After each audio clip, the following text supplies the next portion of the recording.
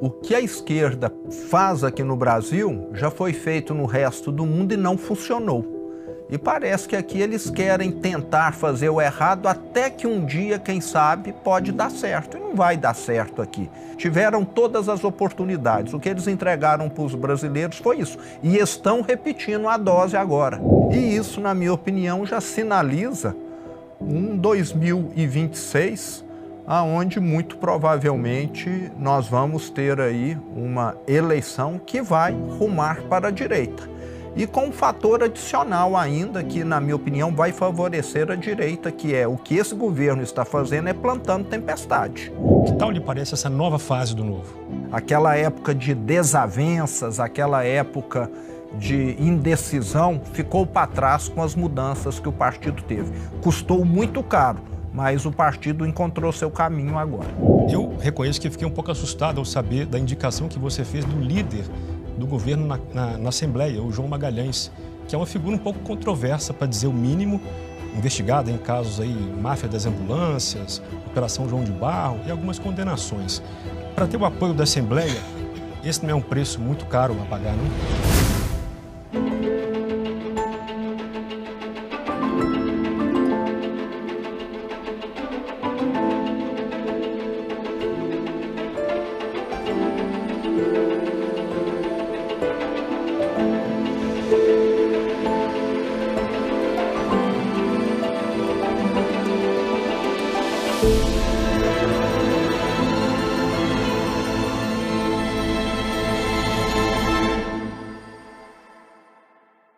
Olá, seja bem-vindo ao Contraponto, seu programa de entrevistas que recebe toda semana convidados das mais diversas áreas, ideias e experiências. Hoje eu vou conversar com um mineiro de Araxá, que é formado em administração de empresas pela Fundação Getúlio Vargas em São Paulo. Sem nenhuma experiência política prévia, de repente ele foi eleito governador de Minas Gerais em 2018 e reeleito em 2022 pelo Partido Novo. Depois de uma longa carreira no setor privado, à frente de uma rede varejista com forte atuação em diversos estados. Em Minas Gerais, seu governo tem sido marcado pela eficiência e austeridade, o que, se por um lado suscita críticas, por outro leva seu nome a ser cogitado para disputar a presidência da República em 2026. Eu sou Bruno Magalhães e recebo hoje no Contraponto o governador Romeu Zema. Tudo bem, governador? Tudo bem, Bruno. Um prazer estar aqui com vocês, conhecer a Brasil Paralelo, sempre muito bom. Zema, você tem falado que esses 6 anos de governo serviram e servem para você como vários mestrados e doutorados. O que você mais tem aprendido nesses 6 anos de gestão? Bom, Bruno, eu falo que a eleição minha em 2018 foi um mestrado. E como eu sou do setor privado, conhecia pouco o setor público, cada ano como governador tem sido um doutorado. Então eu tenho sido alguém que aprendeu muito nesses últimos 6 anos. Mas acho que as principais lições que eu tive é que se você faz uma gestão voltada para o pagador de impostos, voltada para quem trabalha e não para os favoritos, para os amigos do rei, você consegue um resultado muito melhor do que aquele que, infelizmente, muitas vezes prevalece no Brasil. Eu fico, assim, abismado de ver como se distribuía favores para quem era próximo do rei, para quem muitas vezes nem precisa e se esquecia dos mais necessitados. Apesar do nosso governo não ser um governo que fica sempre com esse discurso social, nós temos feito muito mais social pelos mineiros do que aquele que me antecedeu, que só tinha retórica social, mas nenhuma ação. Então eu percebo que o Estado no Brasil, acho que essa foi a minha grande surpresa, eu supunha, mas não conseguia realmente ver, é uma instituição criada para beneficiar um grupo restrito e não para representar toda a população. Acho que daí a grande distância do Estado da grande massa dos milhões dos brasileiros e também dos mineiros. Fiquei também espantado com a lentidão do setor público, né? Eu venho do setor privado, reuni a diretoria, reuni o conselho de administração, estava tudo aprovado. Hoje, o tempo para se aprovar muitas vezes depende de decretos, depende de análises jurídicas, depende de Assembleia Legislativa, de uma série de questões, o que torna o setor público muito lento na solução dos problemas também. A própria lei de licitação, para você adquirir alguma coisa, no setor, eu já vi hospitais privados onde o tomógrafo estraga, com um dia ele volta a operar. No setor público, às vezes, nós ficamos 6 meses para poder comprar o equipamento, a peça que ficou danificada. Então você vê todas essas... Mas uma coisa também, surpresas boas. Nunca imaginei que tinha tanta gente competente. Então isso é uma notícia muito boa, que se você tem gente competente e direciona essas pessoas no sentido correto, o resultado aparece. E em Minas tem aparecido. Você é um crítico da polarização que tomou conta do Brasil nos últimos anos. Diz que ela cega as pessoas em certo sentido. Na sua visão, ela cega um dos lados ou os dois lados? Na minha opinião, Bruno, cega os dois lados. Você fica discutindo o sexo dos anjos em vez de olhar para o problema do brasileiro. O que o brasileiro quer é ter dinheiro para fazer o armazém com tranquilidade, pagar as contas dele com tranquilidade, comprar um carro melhor, reformar ou construir, ter a casa própria dele. O sonho da grande maioria dos brasileiros é esse. E tem gente que vai aí para o rádio, para a TV e fica discutindo o sexo dos anjos que não tem nenhum impacto real, mas que às vezes dá mídia. Então eu sou muito contrário a ficar se discutindo, a ficar se perdendo tempo com aquilo que não gera melhoria na vida das pessoas. Há uma percepção, governador, já de alguns anos, que a população tem se desencantado com ideias de esquerda. Desde 2018, pelo menos, o reflexo também nas eleições municipais desse ano. Na sua opinião, esse desencanto com ideias de esquerda, se é que o senhor percebe também assim, é temporário ou ele veio para ficar? Ele veio para ficar. E por um motivo muito simples, Bruno. O que a esquerda faz aqui no Brasil já foi feito no resto do mundo e não funcionou. E parece que aqui eles querem tentar fazer o errado até que um dia, quem sabe, pode dar certo. E não vai dar certo aqui. Então, ficou muito claro, a esquerda, no passado, elegeu o presidente 4 vezes e entregou para o brasileiro os maiores escândalos de corrupção da história, a maior recessão da história do Brasil. Em 2015 e 2016, a nossa economia encolheu 8%, 3 milhões de pessoas perderam emprego formal, sem considerar os demais, e um país machucado, um país fragilizado, sem credibilidade, tiveram todas as oportunidades. O que eles entregaram para os brasileiros foi isso, e estão repetindo a dose agora. Os avanços que nós tivemos na gestão Temer e Bolsonaro, eles querem desfazer. Autonomia do Banco Central, critério para contratação de diretores de estatais, critério para administração dos fundos de previdência, principalmente aqueles ligados às estatais, ao setor público. Tudo isso foi avanço.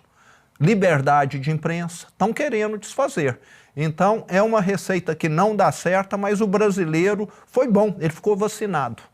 Mas, por exemplo, o número de votos que, por exemplo, Guilherme Boulos teve nas eleições municipais em São Paulo e a própria eleição do Lula em 2022, não é um indicativo de que esse desencanto é um pouco mais complexo do que parece, não? Sim. A propaganda deles, o discurso deles é o canto da sereia, né?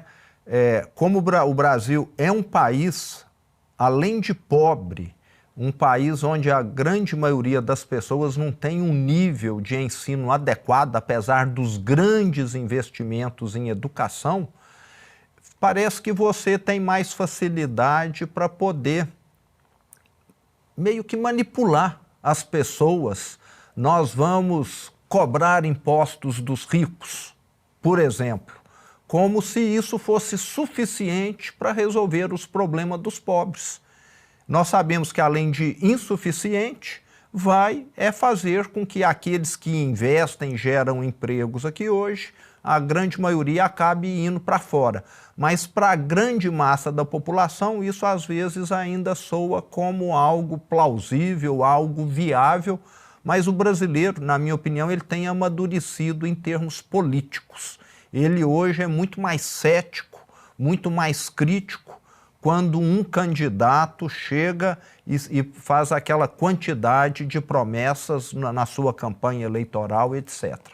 Que tal lhe pareceu, governador, os resultados parciais das eleições municipais desse ano? Faço menção à palavra parciais porque não temos o segundo turno ainda. Bruno, eu pessoalmente gostei. Demonstra que o brasileiro tem muito mais vontade de ter um prefeito de direita do que de esquerda. Isso ficou muito, muito nítido em Minas Gerais, onde eu acompanhei mais de perto, são 853 municípios, isso ficou claríssimo. E nas demais regiões que eu não acompanhei com tantos detalhes, idem também. E isso, na minha opinião, já sinaliza um 2026, onde muito provavelmente nós vamos ter aí uma eleição que vai rumar para a direita. E com um fator adicional ainda que, na minha opinião, vai favorecer a direita, que é o que esse governo está fazendo é plantando tempestade. Gastos absurdos. Governo federal. Governo federal, só gastando. Déficits crescentes. A gente sabe o que isso significa, mais um ano, mais 2 ou mais 3 anos. Ou inflação, ou recessão, aumento da taxa de juros ou a conjugação de tudo isso. Então, não há milagres e eles ainda estão acreditando em milagres. Repetindo o mesmo erro de 2013, 2014, que gerou aquela recessão absurda de 2015 e 2016. Como é que está o seu posicionamento em relação ao segundo turno em Belo Horizonte? Eu sou de direita e, consequentemente, tenho de estar junto com um candidato de direita. Uma coisa, Bruno, que pode se esperar de mim é coerência.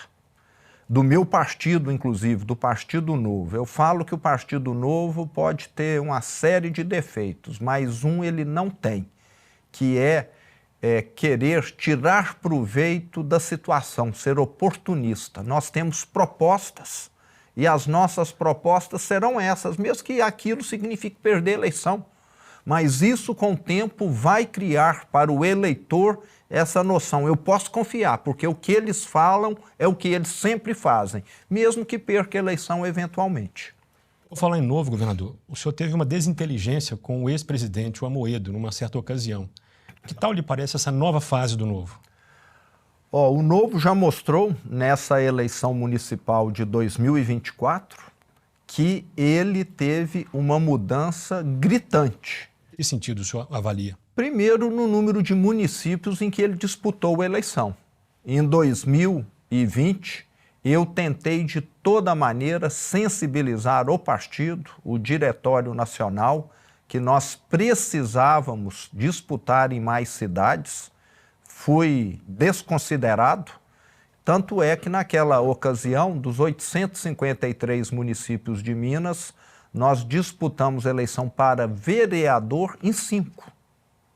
Eu não queria. Neste ano, o senhor sabe qual é o número? Nesse ano foram cerca de 160 municípios que nós disputamos a eleição para vereador em Minas. E já foi um avanço muito grande. Hoje, nessa eleição municipal, nós somos um dos partidos que mais cresceu no Brasil. Somos pequeno ainda. Mas, como eu te falei, com o tempo vai ficar marcante essa forma de atuar do Partido Novo.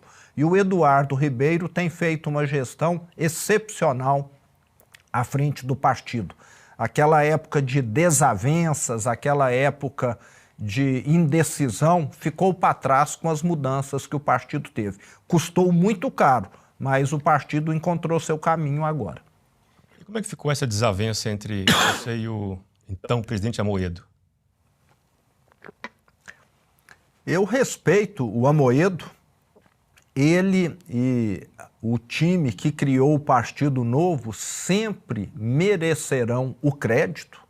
Criaram um partido, na minha opinião, único no Brasil, um partido de valores, de princípios, que tem uma missão a cumprir, totalmente diferente dos demais. Aonde estão ali, na minha opinião, sei que alguns mais, outros menos, para distribuir cargos, favores, financiar a campanha de alguns e não a de outros, porque alguns têm mais proximidade, mais influência. O Novo é o único partido que realmente tem governança.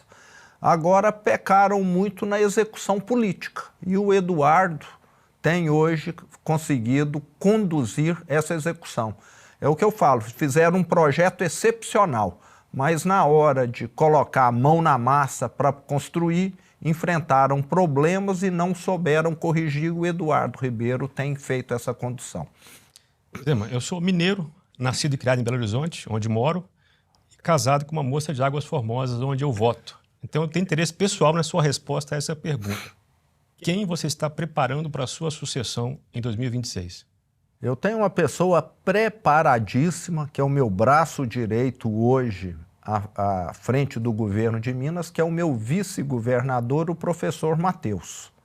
O professor Matheus é uma pessoa de uma raríssima inteligência, raríssima capacidade, que tem toda a condição de fazer um governo igual ou melhor do que o meu, pela capacidade dele. Professor universitário, foi vereador pelo Partido Novo em Belo Horizonte, uma pessoa que entende, além de gestão, que é a minha área, entende algo que eu, de certa maneira, não domino tão bem, que é a parte legal do Estado, já que ele é advogado e conhece profundamente as leis, da mesma maneira que você, que vem dessa área também. Eu tenho ouvido nomes como Aécio Neves, Calil. Você tem costurado apoio para essa possível indicação? Você disse, esses nomes seriam eventuais candidatos ao governo. Ao governo de Minas. Todos podem ser candidatos, né? Mas eu percebo o candidato Aécio Neves, ele tem tido dificuldade em se eleger deputado federal. Nem senador ele quis se arriscar na última eleição, o que demonstra que ele tem uma quantidade de votos que talvez seja insuficiente para esse plano. E me parece que nessa última campanha municipal, um dos principais fatores do candidato Mauro Tramonte e da vice Luísa, que era do meu partido, não terem tido uma campanha muito bem sucedida, foi terem atrelado muito a imagem deles ao do ex-prefeito Calil, que me parece, em vez de somar, acabou subtraindo. O Mauro Tramonte começou a sua campanha como primeiro colocado disparado e foi só caindo ao longo das semanas, principalmente no final. Ele ficou na frente 80% a 90% do tempo e foi ultrapassado e quase que vai para quarto lugar. E na minha opinião e de alguns especialistas de quem eu escutei, muito devido à conexão dessa imagem dele a do ex-prefeito de Belo Horizonte. E você, em 2026, vai concorrer à presidência? Eu tenho visto sua postura ao longo do tempo como passando por várias fases. Primeiro, a Deus me livre, depois, se Deus quiser, e, por fim, tenho ouvido se Deus quiser e Deus me ajude. Qual que é a sua posição em relação às eleições presidenciais de 2026? Bruno, eu vou participar ativamente da eleição presidencial de 2026. Não sei se como candidato, vai depender de questões políticas, de questões partidárias, de questões de ego. Nós, governadores de centro-direita, temos tentado fazer com que o grupo fique coeso e venha apoiar aquele nome que for mais viável em 2026. Mas temos de superar esses desafios. Mas eu já deixei claro que, independente do nome, eu estarei disponível para contribuir incondicionalmente. E ou como candidato ou como apoiador, você vai me estar vendo nessa campanha muito atuante, tanto do meu sucessor em Minas, quanto da presidência do Brasil. E como eu não tenho nenhum plano pessoal de poder, o que eu quero é que o Brasil dê certo, como eu queria que Minas desse e está dando certo, então a minha contribuição é incondicional. Eu falo, eu vou estar lá em Brasília nem que seja para estar varrendo a sujeira que está espalhada lá, entende? Eu não tenho nenhuma pretensão pessoal. A pretensão minha é o Brasil dar certo, é o Brasil melhorar. A minha família mora aqui, os meus negócios estão aqui, então o que eu quero é que o Brasil dê certo. E nós já provamos que, de certa forma, a nossa receita funciona. Minas Gerais tem crescido, Bruno, num ritmo bem superior ao ritmo Brasil, criado mais empregos, desenvolvido mais do que a média Brasil. O senhor faz menção a esse grupo de governadores de centro-direita. Quem é que está nesse grupo do WhatsApp aí? É o senhor, Tarcísio? Eu, Tarcísio, Ratinho, Jorginho, o Eduardo Leite está também, Caiado? Mauro Mendes, Caiado, exatamente. Então, esses governadores, nós vamos procurar trabalharmos para que venhamos em bloco apoiar um nome. Mas, como eu te falei, desafios de ego, desafios partidários vão estar dificultando esse trabalho. Você tem falado que prefere apoiar propostas e não pessoas. Mas eu queria fazer um contraponto a essa ideia, talvez dizendo o seguinte, que você, como comerciante experiente, sabe que negócios são feitos com pessoas, né? Sim. Você vai fechar um contrato grande, você avalia a índole da pessoa com quem você está contratando, né? E também, de boas intenções, o inferno está cheio, como o senhor bem sabe. Concordo. Então, o senhor não quer reavaliar essa impressão, quer dizer, ou reformulá-la melhor? Eu sei que na política, numa campanha eleitoral, é muito difícil. A pessoa vincula muito a imagem. Isso está claríssimo. Não adianta você ter a melhor proposta, o melhor programa de governo.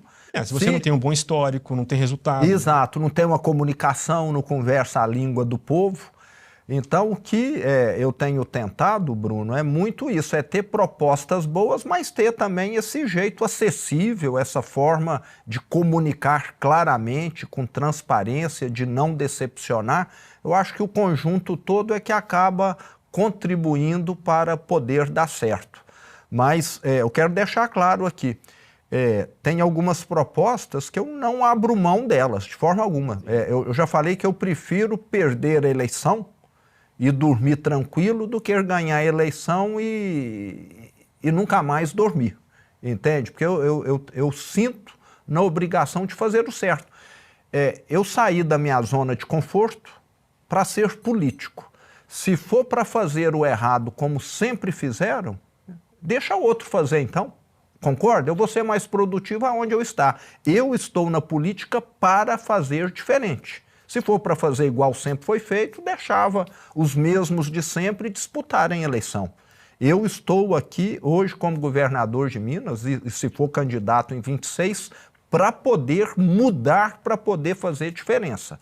Para fazer igualzinho sempre foi, como muitos querem continuar distribuindo favor, eu deixo o outro continuar. Então, contem comigo para mudar. Eu sempre tive essa ideia na minha vida. Não quero ser mais um. Eu quero ser alguém que faça alguma diferença. Se esse grupo não sufragar o seu nome para a presidência, você cogita concorrer a outro cargo ou volta para suas empresas? Não, eu vou participar apoiando alguém, né? Posso depois... eu não tenho perfil de legislativo. Não pensa no Senado, por exemplo? Não é a minha área. Não é. Eu penso em executivo. Eu sempre fui executor na minha vida, né? Dirigi uma empresa e quem sabe, dependendo de quem for eleito, se for alinhado com a direita, veja na minha pessoa alguém que possa contribuir num ministério, num determinado cargo. Então, eu vou estar à disposição, mas tenho muito o que fazer lá na minha atividade privada, pessoal também. Não vou ficar desempregado, não. Agora, eu me lembrei de uma situação quando te convidaram para ser candidato em 2018 você começou a entrar na pilha da ideia e consultou uma psicóloga. Conta essa história pra gente. Então, mudar de profissão, Bruno, nessa idade, né? Aos 53 anos de idade, é pouco comum. E não é sair de médico para nutricionista, não, né? É sair de médico para engenheiro. É uma mudança muito grande. Eu saí do setor privado para o setor público, saí de uma experiência totalmente diferente e aquilo te perturba, né? Te causa uma insegurança muito grande, te causa um questionamento muito grande e você começa a se questionar, será que eu estou tendo algum delírio? Será que eu estou tendo aqui alguma cegueira, né? Então eu fiz questão de procurar uma psicóloga, contar essa situação para ela e falar, eu quero um atestado de sanidade mental, porque eu posso estar sofrendo aqui alguma coisa, né? Quem sabe algo está me deixando aqui fora da minha normalidade. Mas ela foi muito tranquila, falou, não, você está 100% são, seu juízo. Não perdeu o juízo, não está se achando nada fora do normal, não. E logo que você chegou no governo, imagino o espanto que você teve com a diferença de tratamento de uma empresa privada, como já mencionou, e o setor público. O que mais te chamou a atenção quando você chegou e conseguiu entender de que se tratava? O que mais me chamou a atenção foi o desastre financeiro que estava o Estado.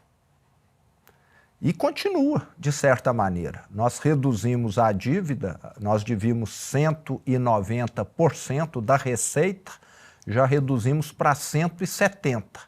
Mas é uma situação ainda muito desconfortável e o que me deixou espantado é o seguinte, como que um Estado chega naquela situação? Na minha opinião, Bruno, quem governava Minas no passado não tinha nenhum compromisso com o futuro do Estado. Tinha compromisso só em gastar para poder facilitar a sua reeleição. Acho que boa parte da política vive dessa maneira. Deixa eu gastar muito, distribuir muito favor, distribuir muito cargo, fazer muitas emendas parlamentares, porque aí eu vou estar contribuindo para aumentar a minha chance de reeleição. Mesmo que você fique com um futuro inviável, que é o que aconteceu não só com Minas, como com Rio de Janeiro, Rio Grande do Sul, Goiás enfrenta dificuldades e alguns outros estados. Então, assim, o que mais me chamou a atenção foi essa dívida monstruosa que nós ainda continuamos administrando, inclusive pagamos há 15 dias atrás a primeira prestação da última repactuação, 286 milhões de reais. Eu falo que o brasileiro, nós não temos noção quando se fala no número desse. 286 milhões de reais é 400 mil reais por hora que o Estado paga. Isso é uma prestação que diminuiu devido a essa repactuação, devido à adesão do Estado ao regime de recuperação fiscal. Não fosse esse valor, seria algo como 3, 4 vezes mais. Então, nós já estamos pagando algo que nos custa muito e que está, de certa maneira, reduzido devido ao regime de recuperação fiscal. E isso, assim, me deixa muito questionador, principalmente com relação ao governo que me antecedeu, que não tomou nenhuma medida. É você ver um incêndio na sua casa, em vez de jogar água, você joga gasolina. O que fizeram em Minas foi mais ou menos isso, entende? Só contratando mais, eu reduzi mais de 50 mil cargos. Só criando mais privilégios, mordomias, e o Estado afundando. Parece uma cegueira total. Então, o que me deixou assim surpreso foi isso. É como pode haver tanta cegueira numa gestão pública, mas pagaram um preço. Ele, candidato a governador, candidato à reeleição, sequer foi para o segundo turno. Essa dívida hoje está em 165 bilhões, mais ou menos, Exato. Dívida do Estado com a União, né? E você tem falado da necessidade de repactuar os juros, enfim, para reduzi-la um pouco mais, né? No governo Bolsonaro, com quem o senhor é mais afinado, não era o caso de tentar com mais força isso, não? Isso foi tentado? Nós, governadores dos estados endividados, nos reunimos diversas vezes para tentarmos ver alguma solução, e nós tivemos, primeiro, eu falo que é tudo um processo evolutivo. Lá atrás, há 8, 7 anos atrás, o ex-governador do Rio de Janeiro, na ocasião, conseguiu aprovar no Congresso o RRF, o Regime de Recuperação Fiscal.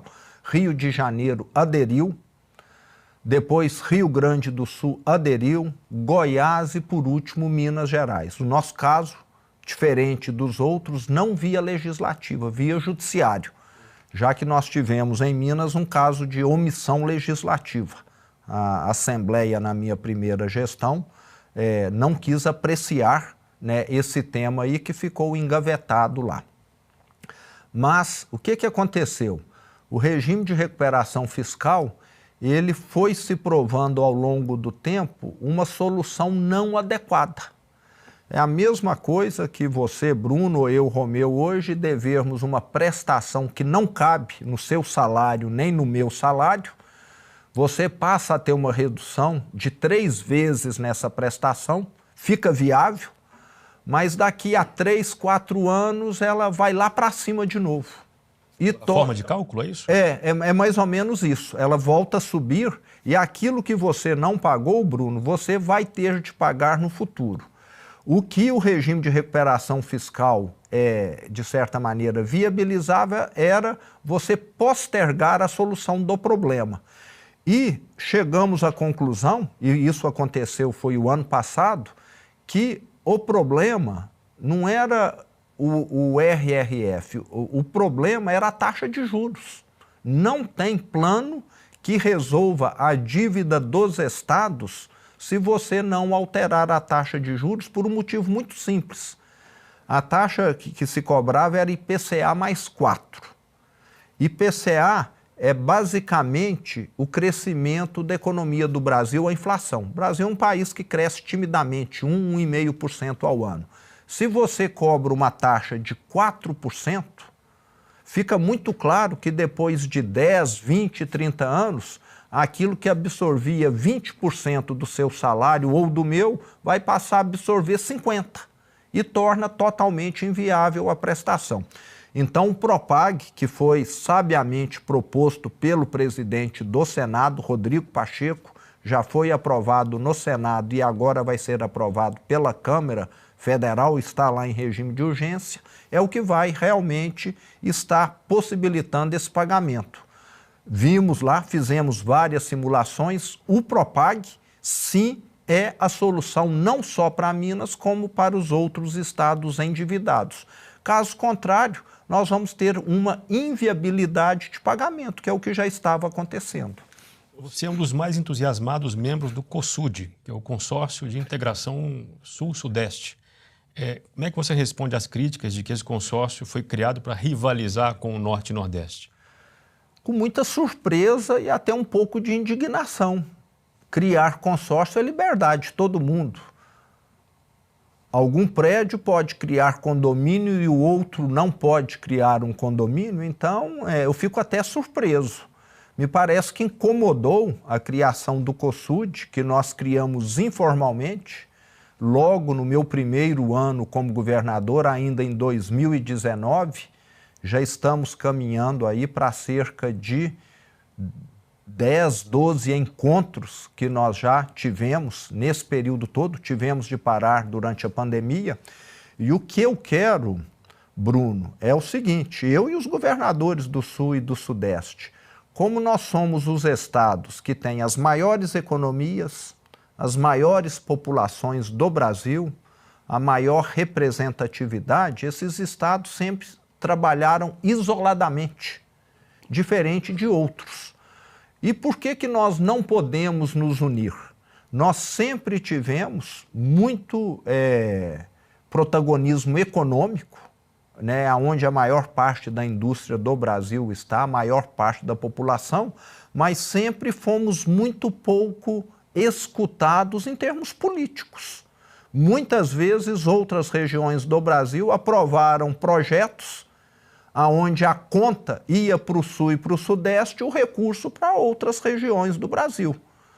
Nós não negamos ajudar de forma alguma, mas nós queremos também colocar um limite numa situação como essa que vem, me parece que só se acentuando ao longo das décadas. Então, queremos contribuir. A solução do Brasil passa pelo COSUD, 55% da população, 70% da economia e 75%, 80% da arrecadação federal está no COSUD. Nós temos condição de contribuirmos, mas não podemos estar prejudicando a região que mais contribui para o desenvolvimento do Brasil. É você estar tirando recursos de um médico que faz 10 operações por dia e mandando recursos para um médico que faz 5 operações por dia. A saúde da população vai perder.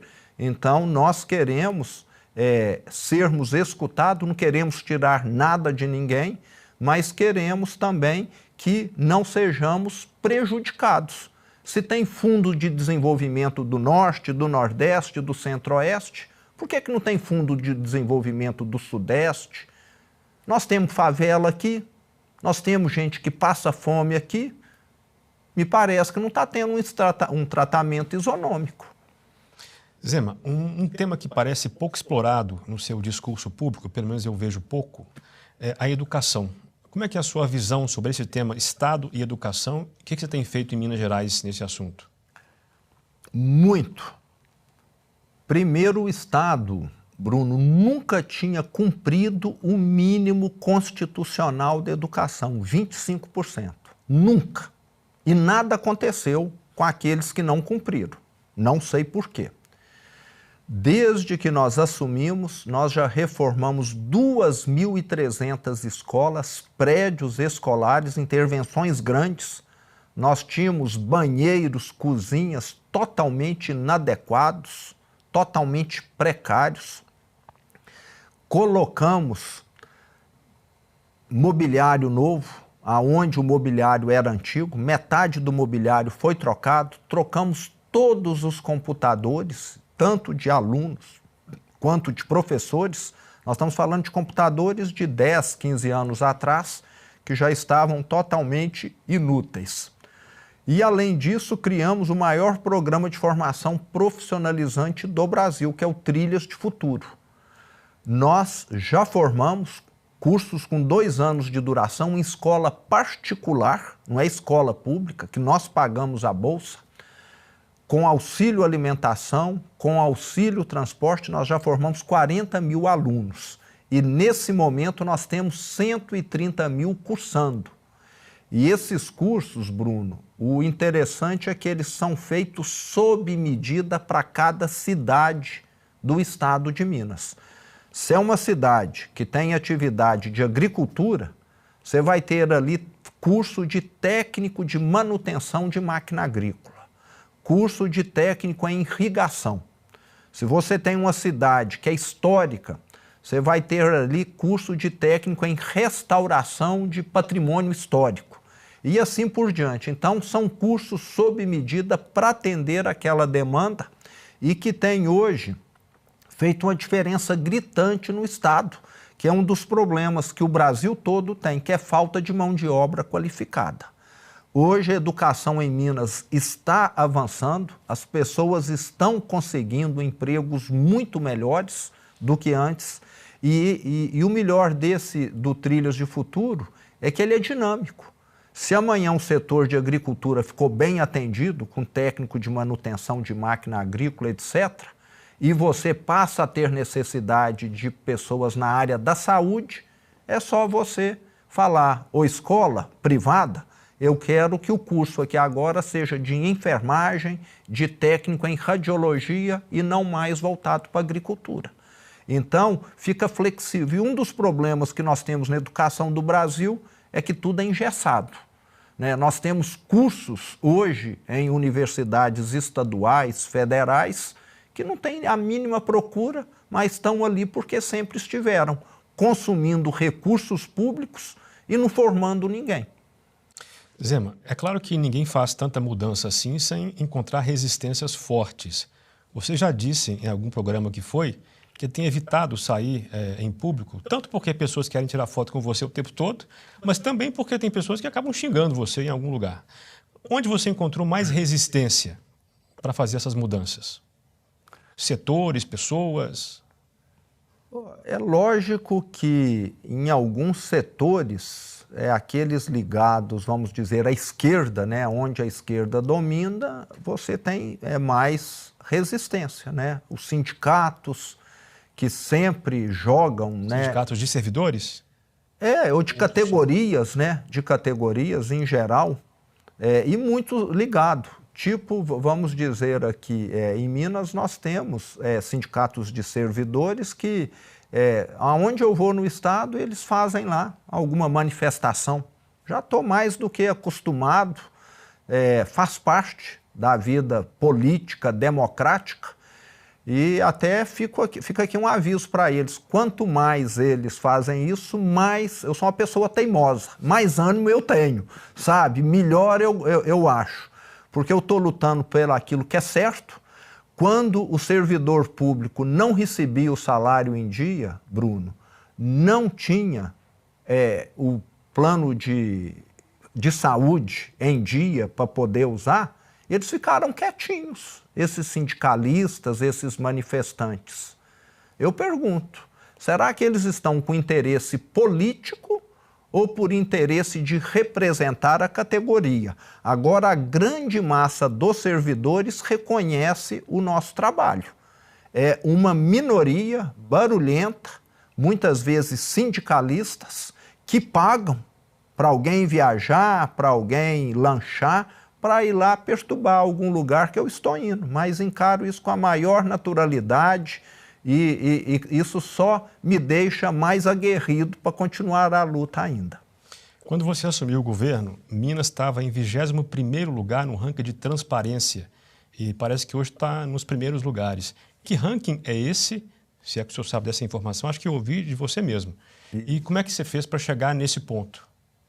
É isso mesmo. A Controladoria Geral da União, a CGU, publica periodicamente um ranking da transparência dos estados. 21º? Era 21º em 26 estados. Então demonstra que tudo que era feito em Minas era para ficar escondido. Só citar aqui um exemplo. Se você quiser saber quais voos eu fiz em aviões do estado, você entra agora, você vai ver todos que eu fiz o mês passado.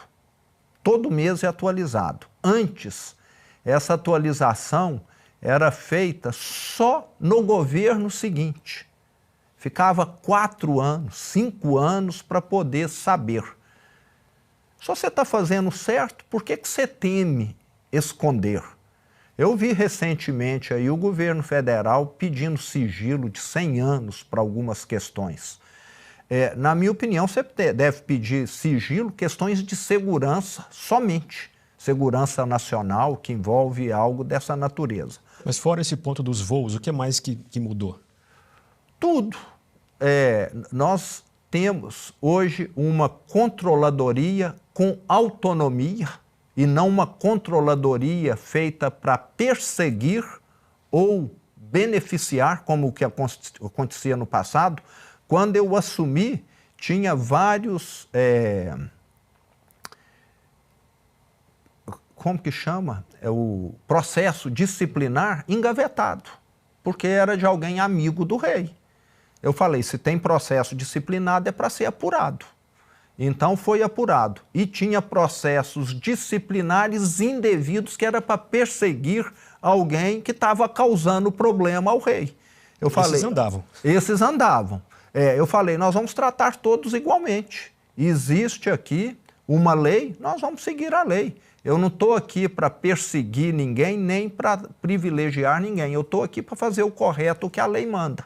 Tanto é que no meu primeiro ano de governo, se você pegar, você vai ver que tem um gráfico e foi lá em cima a quantidade de demissões por processos disciplinares lá no ano de 19, devido à quantidade de processos que ficaram engavetados, retidos, por alguém que não tinha interesse em apurar fatos, às vezes, gravíssimos lá, Bruno. Então, acho que a grande diferença foi por aí. O meu controlador-geral, Rodrigo Fontinelli, é um dos mais respeitados do Brasil, veio do governo federal, e eu falei para ele, o Fontinelli, está aqui a chave, você é o responsável e interferência zero de ninguém. Você está aqui para fazer o certo, não para ficar aqui fazendo o que é conveniente para uns, porque é parente, porque é amigo, porque é conhecido, e faça o que é correto.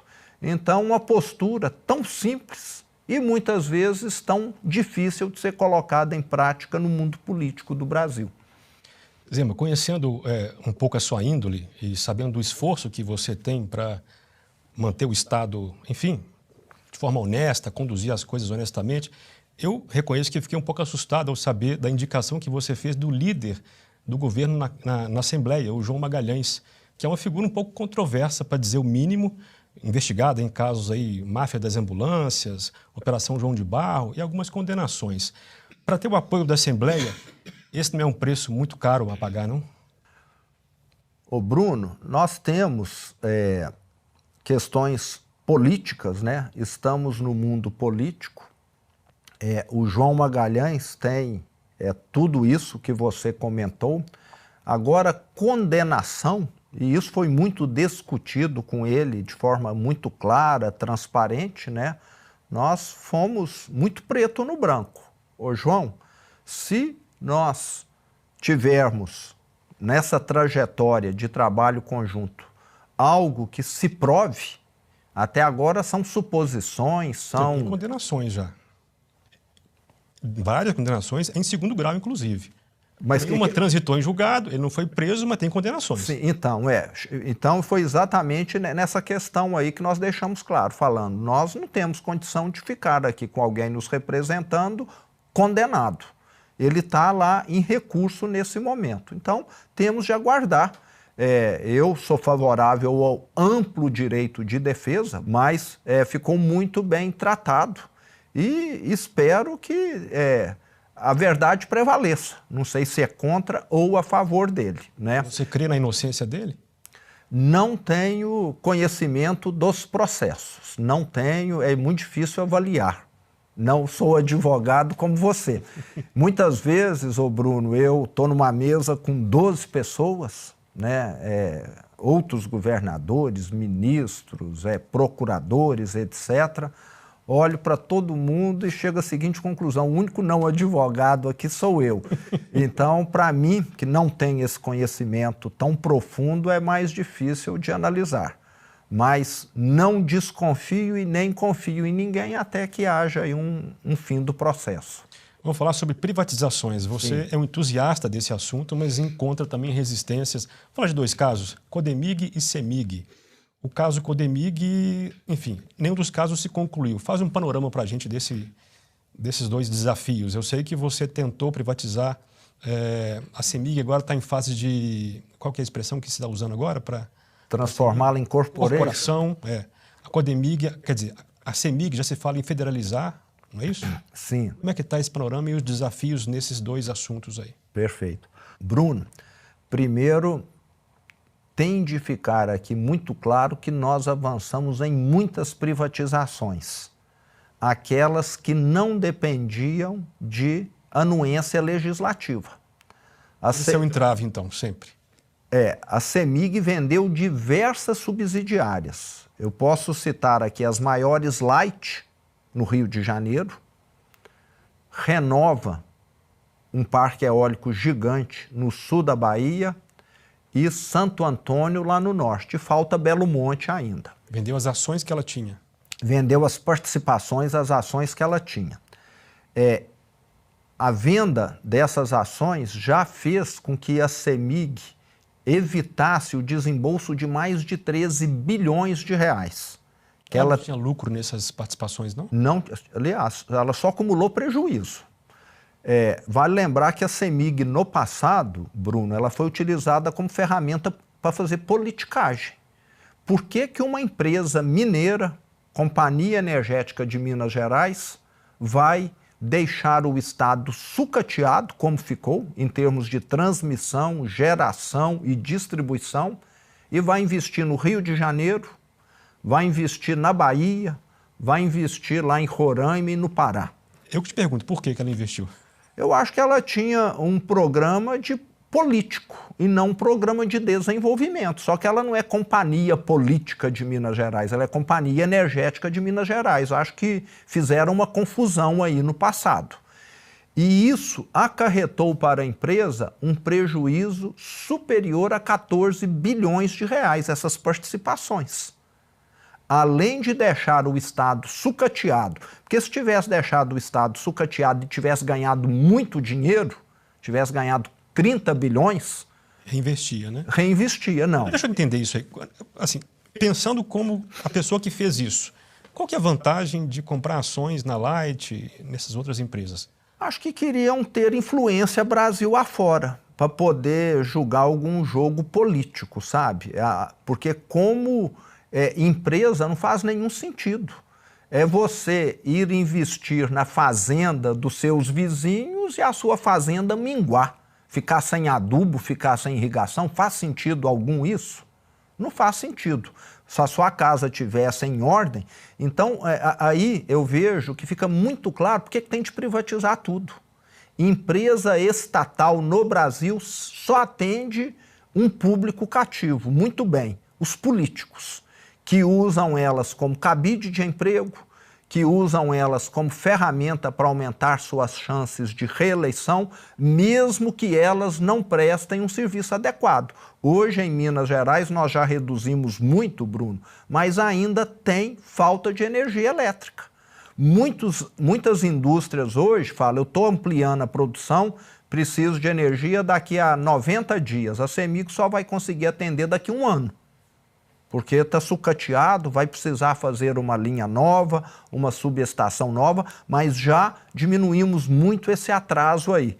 A maioria dos micro e pequenos proprietários rurais em Minas Gerais, pessoas simples, que estão lá tirando o leite da vaquinha, vendendo leite para a cooperativa, não tem energia boa, não tem energia trifásica, tem monofásica. Se eles quiserem colocar lá um resfriador de leite maior, não conseguem. Então, a empresa passou a ser algo que perturba, que impede o desenvolvimento de Minas. Até 2018, quando nós assumimos, o que a CEMIG fazia era isso. Eu, como empresário, vivi isso. Empreendimentos imobiliários, um condomínio novo, pronto, sem energia. Ficou lá parado anos. Geradores a diesel. Minas Gerais virou o melhor lugar para se consumir gerador a diesel. Até hoje, nós temos pivôs centrais para irrigação, nós temos indústrias em Minas que ainda têm gerador a diesel. Já diminuímos 90%, mas ainda tem lá um restante que serão atendidos nesses próximos meses que a CEMIG vai estar concluindo aí o maior programa de investimentos da história da empresa. Tá, e essa corporização da CEMIG atende à sua expectativa ou atende. É um meio termo? Atende muito bem, Bruno, pelo seguinte, hoje o Estado tem 17% das ações da CEMIG e detém o controle com 17%.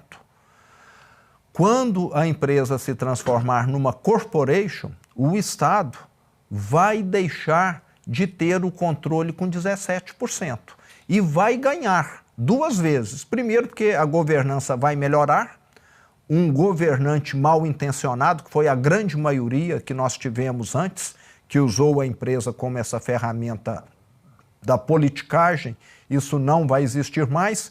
E se hoje 17% vale 6 bilhões, na hora que ela se transformar em corporation, vai valer 20%, 30%, 40% a mais. Então o patrimônio público ainda vai aumentar. E o que nós queremos é que a empresa continue sendo o que ela sempre foi lá na sua origem. Uma empresa que facilite o desenvolvimento do Estado. Mas de 15, 20 anos para cá, ela foi totalmente manipulada. Você tem falado que depender do petróleo é um mau negócio. e que Minas investe bastante na energia fotovoltaica. Como é que é a sua visão da matriz energética do Brasil? Aí está mais uma outra questão onde a CEMIG atrapalhou o desenvolvimento do Estado. Quando nós assumimos, Bruno, a CEMIG gerava 500 mega de energia fotovoltaica. Recentemente, agora, nós atingimos a meta, o patamar de 9 giga. Ou seja, saímos de 500 ou meio giga para 9 giga, 18 vezes mais. Nós multiplicamos por 18. Sabe por que antes não andava? Por um motivo muito simples. A CEMIG, controle estatal, como nós estávamos dizendo, só dava autorização para construir usina fotovoltaica, sabe para quem? Só para os indicados políticos. Se você era amigo de algum poderoso lá em Minas, você podia, às vezes, sonhar com essa autorização para construir uma usina fotovoltaica, mesmo que você não tivesse recurso. Só que aí você saía no mercado falando, ó, eu tenho uma autorização para construir fotovoltaica. Era e ainda é um negócio bem rentável, aí você vendia, não sei se por 2 milhões, por 3, por 4, por 5. Quando eu assumi... vendia autorização. Vendia autorização. Porque a pessoa estava indo atrás de financiamento. Não, você vendia, você entendeu? Era um negócio para enriquecer um grupinho pequeno. Funcionava dessa maneira aí. Quem é que pegou essas autorizações lá em 2017, 2018, nunca investiu, mas transferiu para alguém. Essa benesse que teve do Estado. Mas assim que nós assumimos, nós criamos um mapa de Minas digital. Se você queria construir, estava lá todas as portas aonde você podia se conectar, que é o que acontece até hoje. Essas portas, com o tempo, foram diminuindo, porque nós temos hoje mais de meia Itaipu de energia fotovoltaica em Minas, mas à medida que nós estamos construindo mais subestações, mais linhas de transmissão, esse número voltará a contemplar novos investimentos. E foi duplamente bom essa mudança, primeiro porque levamos para Minas mais de 80 bilhões de reais de investimentos privados. Esses 9 giga adicionados levou uma das maiores levas, só para você ter ideia, 80 bilhões em fotovoltaica. O governo que me antecedeu, em 4 anos de investimentos totais para Minas Gerais, levou 26. Só em fotovoltaica nós já levamos 3 vezes mais do que o que eles levaram, criando empregos, fazendo a energia ficar mais abundante. E um ponto muito importante, recuperando o nível dos reservatórios.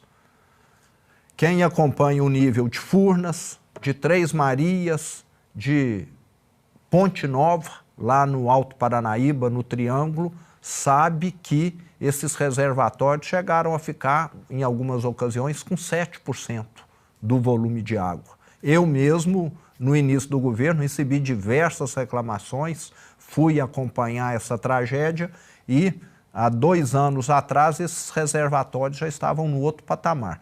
Com essa seca agora diminuíram um pouco, mas tendem a subir novamente.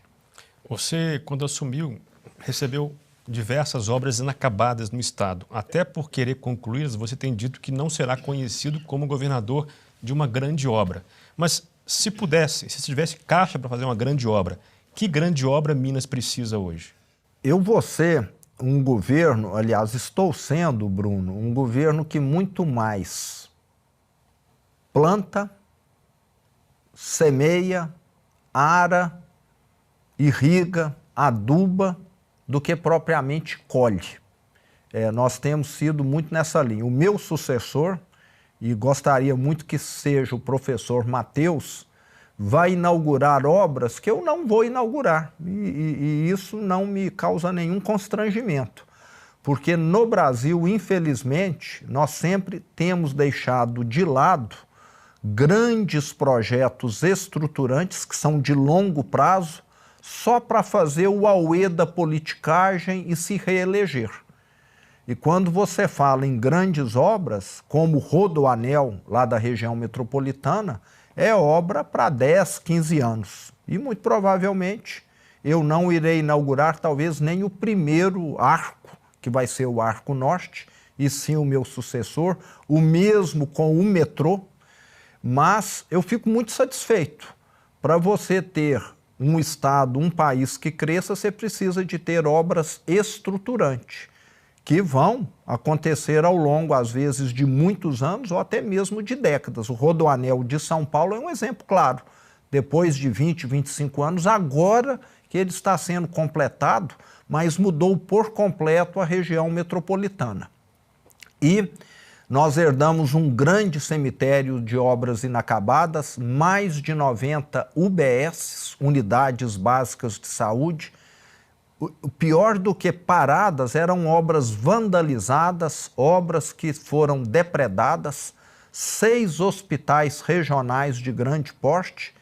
Ou já entregamos ou vamos entregar todas essas obras aí, principalmente na área da saúde. Então, o cemitério de obras inacabadas em Minas, eu penso que na minha gestão, nós vamos ter ou reduzido ele aí 98% ou praticamente acabado com todo ele. Não serei lembrado como um governador que inaugurou grandes obras, mas como um governador que iniciou grandes obras. Que os meus sucessores inaugurem e eu vou estar assistindo à distância e muito satisfeito. Sobre reforma administrativa, você falou que cortou 50 mil cargos. Imagino que sejam cargos em comissão. Não estão fazendo falta, não? Muito pelo contrário. Ajudaram a melhorar a eficiência da máquina pública. Como é que foi essa costura aí? Como é que foi a escolha desses cargos? Não foi difícil, não. Você olha lá quantas salas de aula tem, quantas professoras precisa. Precisa de 5 mil aqui nessa região do estado. Por que tem 7 mil? Mas é só um exemplo ou cortaram também nas escolas? Não, nós tínhamos cargos, vamos dizer, de pessoas desnecessárias em todas as áreas. É um mero exemplo esse aí, tá, né? Nós tínhamos lá empresas do estado que você precisa ter 6 diretores. Por que tinha 11 diretores? Nós tínhamos conselhos que com 7 pessoas resolve. Por que tem 13? Então, sempre nessa linha aí. Pegar um exemplo claro, que aí dependeu diretamente de mim. Nós tínhamos 21 secretários em Minas Gerais. 21. Hoje nós temos 12 mais 1. Para dar aqui um exemplo. Reduzimos em 8 e não fez falta nenhuma. Hoje, todos os indicadores, Bruno, do Estado de políticas públicas melhoraram. Se você pegar os dados de educação, você vai ver que a nota do Enem, do IDEB, teve evolução. A criminalidade caiu ano a ano durante a minha gestão. Saúde, melhoramos o tempo de atendimento. Hoje, o mineiro viaja cada vez menos para fazer um exame, para fazer uma consulta, para fazer uma cirurgia. Eu gosto muito de citar um caso que eu tive a oportunidade de conhecer a pessoa em Minas Novas, que não está tão longe de Águas Formosas, né? Até rima, né? Os dois nomes aí. Nós inauguramos em Minas Novas uma unidade de hemodiálise. Até então, as pessoas que moravam em Minas Novas precisavam ir a Diamantina. E quando nós inauguramos, eu fui lá, alguns dias depois, e encontrei o seu Francisco. Ele me reconheceu e veio todo emocionado me agradecer, falando: governador, você não imagina como você mudou a minha vida. Eu perguntei: o que foi, seu Francisco? Ele falou: até inaugurar essa hemodiálise aqui, governador, eu saía daqui, ia até Diamantina 3 vezes por semana, levantava 3 horas da manhã para pegar a van da prefeitura, ficava 5 horas na estrada, ficava lá o dia todo, chegava em casa, era 11 horas da noite. Agora, eu saio andando da minha casa, 10 minutos eu estou aqui no posto de hemodiálise, Na hora do almoço, eu estou na minha casa. Voltei a viver novamente, porque antes ou eu estava nesse martírio, na van, na hemodiálise, ou no dia seguinte eu estava descansando, prostrado na minha casa. E agora eu tenho disposição, consigo ajudar aqui meu filho no comércio dele, voltei não só a viver, como a me sentir útil. Então, isso tem acontecido aos milhares no estado de Minas Gerais, Bruno. É isso que nós temos feito. Unidades de hemodiálise foram desativadas em governos passados, piorando a vida do mineiro. O que nós estamos fazendo é decisão técnica e não política. Aqui tem gente para fazer hemodiálise, então vamos colocar. Antes colocava hemodiálise onde era curral eleitoral, para que alguém ganhasse uma eleição, depois que passava a eleição, fechava aquilo. E muitas outras coisas sempre feitas nessa linha aí. Então parece que o eleitoral passou a prevalecer demais no Brasil em detrimento do interesse público. Aí você não está tendo um país para atender a população, você está tendo um país para atender quem disputa a eleição. Você faz menção a esse grupo de governadores que estão até agora, pelo menos, na mesma toada, digamos assim, mas as eleições municipais deste ano, especialmente em São Paulo, mostraram um certo racha na direita e mostrou que o apoio do Bolsonaro nem sempre é suficiente para levar o eleitor para o seu lado. Faço menção à questão Pablo Marçal, que surgiu aqui em São Paulo, dividiu o eleitor de direita em dois lados aí e colocou Tarcísio de um lado, enfim, Malafaia de outro, essa confusão toda. Como é que você avalia esse rebuliço causado aqui em São Paulo? É só uma poeira que vai se assentar? E para você que está assistindo pelo YouTube, nossa entrevista termina por aqui, mas ela vai continuar lá na plataforma de assinantes da Brasil Paralelo. Se você quiser assistir a parte final da entrevista com o governador Romeu Zema, recomendo que você assine o streaming da Brasil Paralelo. O link para se tornar membro da BP, com uma condição especial do programa Contraponto, está neste QR Code ou na descrição desse vídeo. Eu aguardo você lá na plataforma de membros da Brasil Paralelo. Boa noite. Se você quer o mesmo objetivo meu, que é fazer um país melhor, mas você quer projeção, você quer ganhar a eleição e me desconsiderar, me parece que você tem, antes de tudo, um projeto de poder pessoal.